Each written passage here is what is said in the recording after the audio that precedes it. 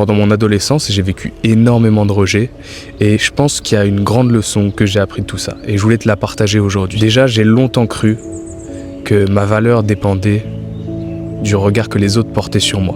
C'est-à-dire que j'avais tendance à beaucoup donner aux autres.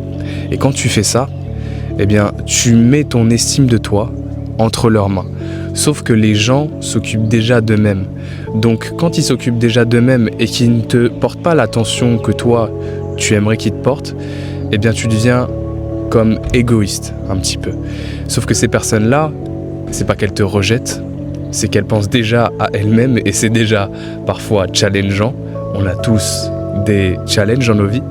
Donc, quand une personne, par exemple, de mon côté, ne prêtait pas attention à ce que je disais, à ce que je faisais. Des fois, je faisais le pitre pour être accepté, notamment au collège et au lycée. Ça, c'est juste un exemple parmi tant d'autres. Il y a plein de types de comportements qui peuvent revenir où tu veux te faire accepter.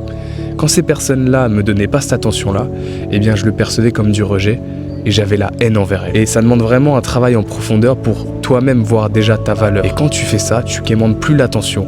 Et c'est assez paradoxal parce que du coup, tu courais après l'attention et maintenant, vu que tu te la donnes à toi-même, eh bien, tu deviens magnétique pour les autres parce que tu te choisis avant tout. Et tu n'as plus besoin de forcer, de quémander ou de faire rester les gens dans ta vie parce qu'ils le font naturellement, parce que tu vibres autrement.